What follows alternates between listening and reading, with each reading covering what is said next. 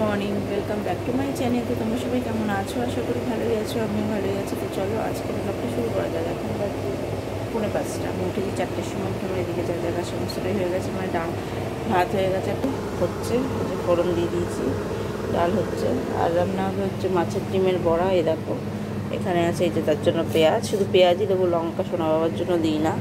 আর এই যে উচ্ছে পেঁয়াজ ভাজা, ব্যাস আর কিছু হবে। চলো দেখতে থাকো। চলো দেখো এই যে মাছের ডিমের, এই যে ডিমটাই পেঁয়াজ দিয়ে নুন হলুদ দিয়ে মেখে নিয়েছি।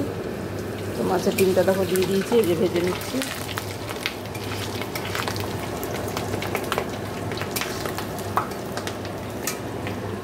আর এই যে উচ্ছে পেঁয়াজ ভাজা, আর এই যে ডাল, এটা শসা। এই ডিমের বড়াটা ভেজে আমি করবো, আটা মেখে রুটিটা করবো। তো চলো দেখতে থাকো।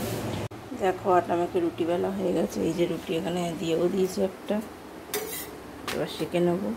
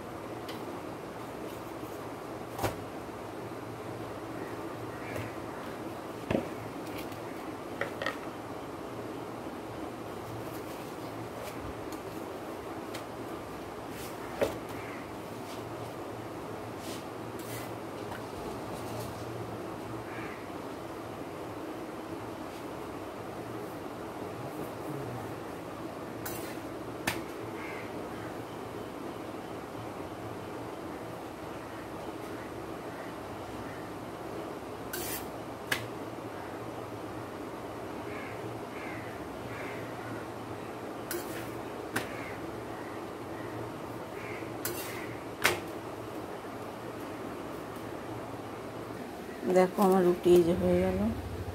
দেখো সোনা বাবাকে স্কুলে দিয়ে চলে এসছে। তোমাদের স্নান করে দেখাতে পারিনি, কারণ স্নান করার আগেও রান্নাঘর পরিষ্কার করে দেখাতে পারিনি, কারণ অনেকটা দেরি হয়ে গেছিলো আমার। আমি 7টার সময় স্নানে ঢুকেছি, আবার 7:20 না 25-এর মধ্যে রিক্সা কাকু এসে গেছে। আমাকে এর মধ্যে স্নান করতে হয়েছে, সোনা বাবাকে রেডি করতে হয়েছে।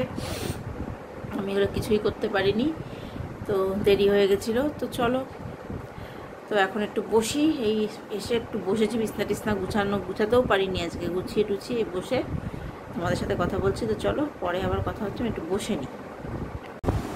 দেখো আমি একটু কফি বানিয়ে নিলাম, এই যে সাথে বিস্কিট। তো এটা খাই, তারপর দেখা যাক আর কি খাওয়া যায়। তো চলো পরে আবার কথা বলছি।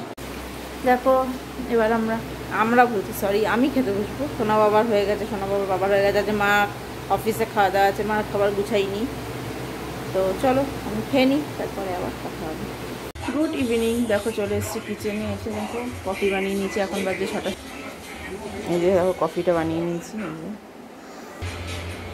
সাথে এর মধ্যে বিস্কিট আছে। তো চলো এই বিস্কিট দিয়ে খাই। তো চলো খেয়ে নিই, তারপরে কথা হবে। দেখো